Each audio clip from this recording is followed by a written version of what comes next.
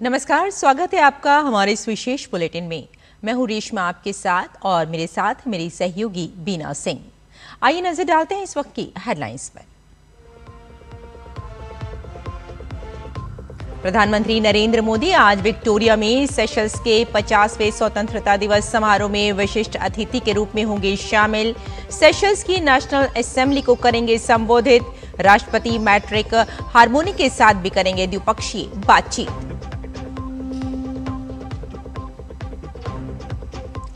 प्रधानमंत्री आज सवेरे 11 बजे करेंगे मन की बात। कार्यक्रम की 135वीं कड़ी में देश विदेश के लोगों के साथ साझा करेंगे विचार। आकाशवाणी और दूरदर्शन के समूचे नेटवर्क पर होगा प्रसारण।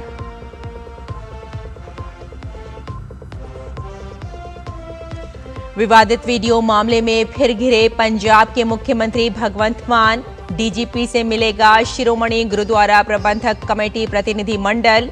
श्री अकाल तख्त साहिब ने सभी सिख विधायकों को किया तलब।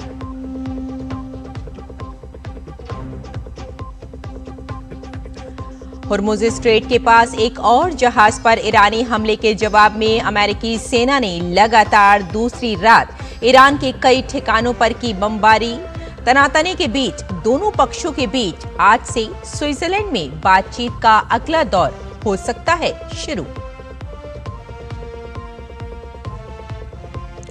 महिला टी20 विश्व कप में आज भारत के सामने ऑस्ट्रेलिया की चुनौती।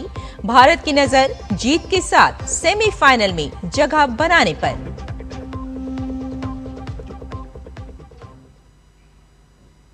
और आइए अब समाचारों पर डालते हैं विस्तार से नजर। प्रधानमंत्री नरेंद्र मोदी 3 दिन की सेशल्स की यात्रा पर हैं। अपनी यात्रा के दौरान आज वे कई उच्च स्तरीय बैठकों में हिस्सा लेंगे और दोनों देशों के बीच रणनीतिक साझेदारी को नई दिशा देने पर चर्चा करेंगे। प्रधानमंत्री मोदी की ये यात्रा कई मायनों में महत्वपूर्ण मानी जा रही है। पीएम मोदी सेशल्स के राष्ट्रीय दिवस के स्वर्ण जयंती समारोह में मुख्य अतिथि के रूप में शामिल होंगे। इसके अलावा वे सेशल्स की संसद को संबोधित करेंगे। प्रधानमंत्री सेशल्स की राष्ट्रीय सभा को संबोधित करने वाले पहले भारतीय प्रधानमंत्री बनेंगे, जो दोनों देशों के मजबूत लोकतांत्रिक मूल्यों और संसदीय परंपराओं का प्रतीक हैं। भारत और सेशल्स के बीच समुद्री सुरक्षा, रक्षा सहयोग, ब्लू इकोनॉमी, जलवायु परिवर्तन और क्षेत्रीय स्थिरता जैसे विषय इस यात्रा के प्रमुख एजेंडे में शामिल हैं। भारत और सेशल्स के बीच लंबे समय से साझेदारी रही है, जो साझा ऐतिहासिक, सांस्कृतिक और लोगों के बीच आपसी संबंधों पर आधारित है। प्रधानमंत्री नरेंद्र मोदी आज सवेरे 11 बजे आकाशवाणी से मन की बात कार्यक्रम में देश विदेश के लोगों से अपने विचार साझा करेंगे। कार्यक्रम का प्रसारण आकाशवाणी और दूरदर्शन के समूचे नेटवर्क, AIR न्यूज वेबसाइट और news on air mobile app पर किया जाएगा। इसका प्रसारण AIR न्यूज, DD न्यूज, प्रधानमंत्री कार्यालय तथा सूचना और प्रसारण मंत्रालय के YouTube चैनलों पर भी किया जाएगा। हिंदी प्रसारण के तुरंत बाद आकाशवाणी प्रादेशिक भाषाओं में भी कार्यक्रम प्रसारित करेगा। केंद्रीय गृह मंत्री अमित शाह गुजरात के दौरे पर हैं। आज वो कई कार्यक्रमों में हिस्सा लेंगे और जनहित से जुड़ी योजनाओं का शुभारंभ करेंगे। वो साबरमती विधानसभा के बूथ अध्यक्षों एवं शक्ति केंद्र प्रभारियों के चिंतन शिविर में शामिल होंगे। इसके अलावा अमित शाह शाम में PM family care tracker pilot project का शुभारंभ करेंगे। ये डिजिटल पहल परिवारों, विशेषकर कमजोर और जरूरतमंद लोगों की ट्रैकिंग और निगरानी के लिए तैयार की गई है, ताकि उन्हें सरकारी योजनाओं का सीधा और पारदर्शी लाभ मिल सके। और मुख्यमंत्री भगवंत मान एक बार फिर कथित विवादित वीडियो और धार्मिक मामलों में दिए गए बयानों को लेकर घिर गए हैं। इस मामले में शिरोमणि गुरुद्वारा प्रबंधक कमेटी SGPC ने उनके खिलाफ सख्त रुख अपनाते हुए पंजाब के DGP से मुलाकात कर FIR दर्ज कराने की मांग करने का फैसला किया है। एसजीपीसी अध्यक्ष हरजिंदर सिंह धामी ने कहा कि मुख्यमंत्री से जुड़ी कथित वायरल वीडियो, विवादित टिप्पणियों और धार्मिक मामलों में कथित हस्तक्षेप को गंभीरता से लिया गया है।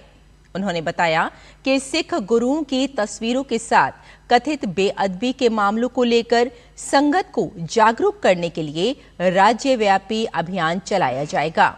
इसके तहत एसजीपीसी के प्रचारक और सदस्य विभिन्न क्षेत्रों में जाकर श्री अकाल तख्त साहिब के आदेशों, सिख परंपराओं और पंथक मर्यादा के संबंध में विशेष जागरूकता कार्यक्रम आयोजित करेंगे।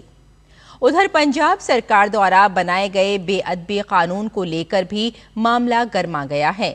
श्री अकाल तख्त साहिब ने सभी सिख विधायकों, सिख मंत्रियों और विधानसभा स्पीकर को 29 जून को तलब किया है। माना जा रहा है कि इस मुद्दे पर भगवंत मान सरकार दबाव में है।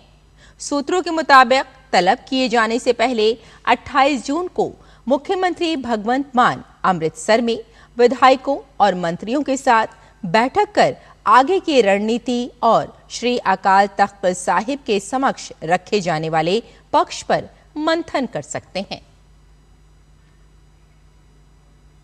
अयोध्या के श्री राम मंदिर से जुड़े कथित अनियमितताओं के मामले में श्री राम जन्मभूमि तीर्थ क्षेत्र ट्रस्ट ने बड़ा बयान जारी किया है। ट्रस्ट ने कहा है कि वे हाल की घटनाओं से स्तब्ध और दुखी हैं और पूरे मामले की निष्पक्ष जांच के लिए पूरी तरह प्रतिबद्ध हैं। ट्रस्ट ने पुष्टि की है कि महामंत्री चंपत राय और न्यासी अनिल मिश्रा ने अपना इस्तीफा सौंप दिए हैं। अब इन इस्तीफों पर ट्रस्ट की आगामी बैठक में निर्णय लिया जाएगा। ट्रस्ट के अनुसार दान में प्राप्त चांदी की ईंटों, आभूषणों और अन्य वस्तुओं का पूरा रिकॉर्ड सुरक्षित है। वहीं एसआईटी की अंतरिम रिपोर्ट के आधार पर एफआईआर दर्ज कर ली गई है और मामले में जांच आगे बढ़ रही है। ट्रस्ट ने लोगों से अपील की है कि वे किसी भी अफवाह पर ध्यान न दें और केवल आधिकारिक जानकारी पर ही भरोसा करें।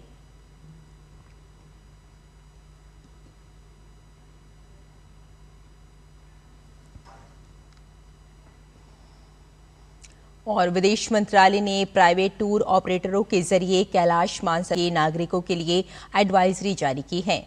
मंत्रालय ने कहा कि उसे ऐसे कई भारतीय नागरिकों से मदद और सहायता के अनुरोध मिले हैं जो प्राइवेट टूर ऑपरेटरों द्वारा आयोजित यात्राओं के जरिए कैलाश मानसरोवर यात्रा पर गए थे, लेकिन उनके पास चीन में प्रवेश के लिए जरूरी परमिट और वीजा नहीं थे और वे नेपाल में फंस गए हैं।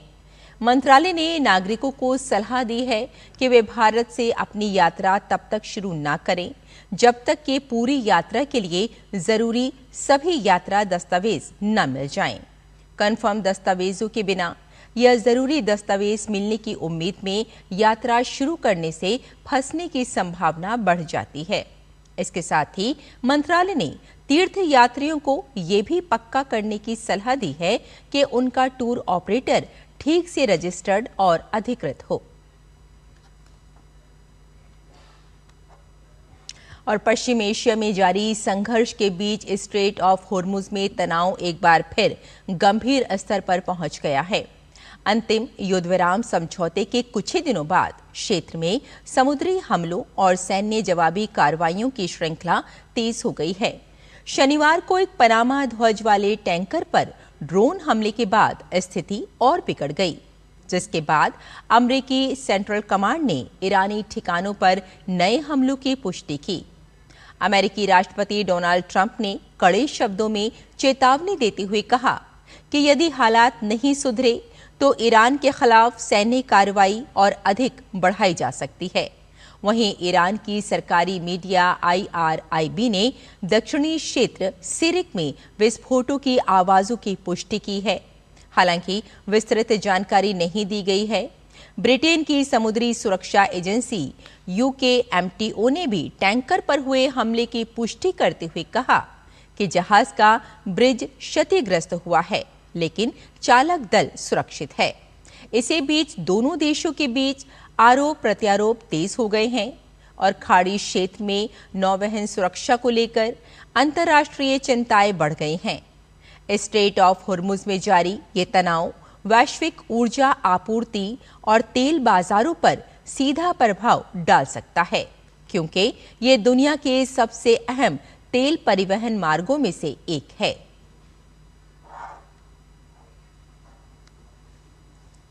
ईरान और अमेरिका के बीच बातचीत का सिलसिला लगातार आगे बढ़ रहा है।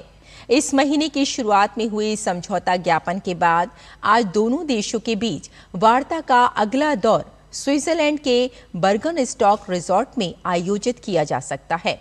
इस बैठक में मुख्य रूप से तकनीकी और विशेषज्ञ स्तर की बातचीत होगी, जिसमें कई अहम मुद्दों पर चर्चा होने की संभावना है।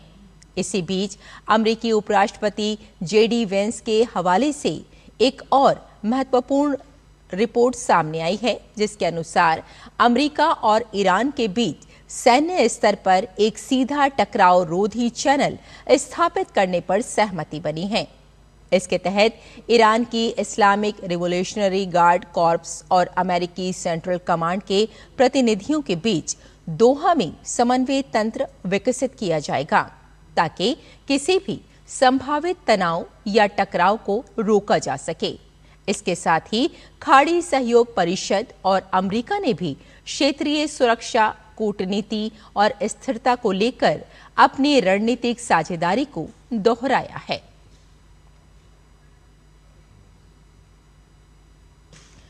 और खेल की खबरों में महिला टी20 विश्व कप में आज भारतीय महिला टीम के सामने ऑस्ट्रेलियाई महिला टीम की चुनौती होगी। ऑस्ट्रेलिया अब तक खेले गए अपने सभी मैच जीतकर तालिका में शीर्ष पर काबिज है। वहीं दूसरी ओर भारतीय महिला टीम ग्रुप में दूसरे पायदान पर है। आज होने वाला मुकाबला भारतीय टीम के लिए बेहद अहम होगा। अगर भारतीय टीम जीत हासिल करती है तो सेमीफाइनल में पहुंचने की उसकी राह आसान हो जाएगी। दोनों टीमों के बीच अब तक हुए 38 मुकाबलों में से 27 में ऑस्ट्रेलिया ने जीत हासिल की है, जबकि 9 मैच भारत ने जीते हैं। एक मैच टाई रहा है। वहीं महिला टी20 विश्व कप में दोनों टीमें कई बार आमने सामने आ चुकी हैं, जिनमें ऑस्ट्रेलिया का पलड़ा भारी रहा है।